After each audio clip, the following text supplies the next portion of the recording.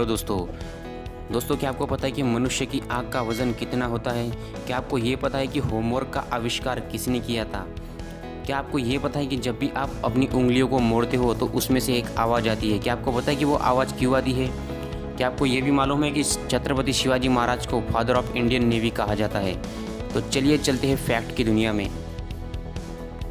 Fact number 1, जब एक व्यक्ति मर जाता है तो उसका दिमाग 7 मिनट तक जिंदा रहता है, जिसमें वो अपने जीवन की सभी यादों को एक सपने की तरह देखता है। दोस्तों यह WHO यानी विश्व स्वास्थ्य संगठन ने ये बात क्लियर की थी कि जब भी एक व्यक्ति मरता है तो उसका दिमाग 7 मिनट तक जिंदा रह सकता है, जिसमें वो अपनी जीवन की सभी यादों को एक सपने की तरह देखता है। फैक्ट नंबर 2, उंगलियां तोड़ने पर जो आवाज़ सुनाई देती है वो वास्तव में एक नाइट्रोजन बबल्स के बेस्ड होती है।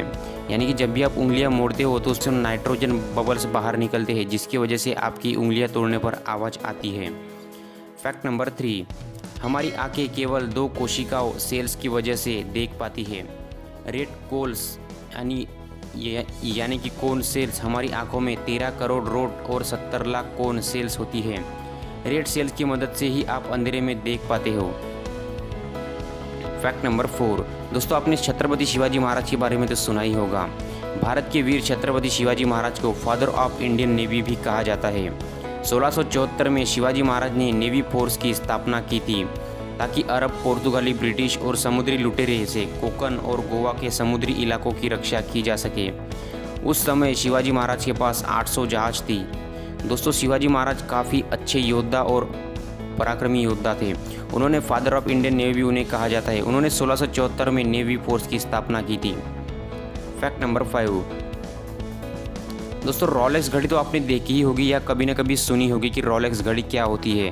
दोस्तों रोलेक्स घड़ी के मामले में दुनिया की सबसे महंगी कंपनी है, जो कि एक NGO के द्वारा चलाई जाती है।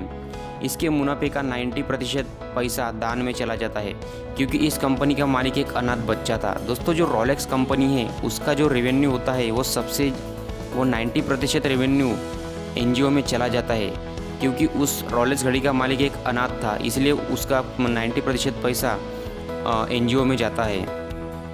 फैक्ट नंबर 6, दोस्तों क्या आपको पता है कि बिल गेट्स, मार्क जकरबर्ग और स्टीव जॉब में एक बात कॉमन है, वो है क्या है? तीनों के पास कोई भी कॉलेज डिग्री नहीं है। दोस्तों बिल गेट्स और मार्क जकरबर्ग और स्टीव जॉब ये बिलियनर लोग हैं, लेकिन इन तीनों में एक बात कॉमन है, इनके पास कोई भी कॉलेज डिग्री नहीं है। फैक्ट नंबर 7, दोस्तों क्या आपको पता है कि होमवर्क का आविष्कार किसने किया था? आइए जानते हैं। जिस व्यक्ति ने होमवर्क का आविष्कार किया वह एक शिक्षक था। उनका नाम रॉबर्टो नेविलिस था। उन्होंने 1905 में अपने छात्रों के लिए दंड के रूप में एक होमवर्क का आविष्कार किया था। दोस्तों 1905 में पहली बार किसी छात्र को होमवर्क दिया गया था। दोस्तों उसका नाम था रॉबर्टो नेविलिस। फैक्ट नंबर 8, दोस्तों क्या आपको ये पता है कि मनुष्य की आँख का वज़न कितना होता है? आप बोलोगे कि 5 ग्राम, 4 ग्राम, 3 ग्राम। अगर मान लिया जाए मनुष्य 20 साल की उम्र से लेकर 50 साल की उम्र तक 20 साल की उम्र वाले से लेकर 50 साल की उम्र वाले तक मनुष्य की आँख का वज़न 7.5 ग्राम तक होता है। दोस्तों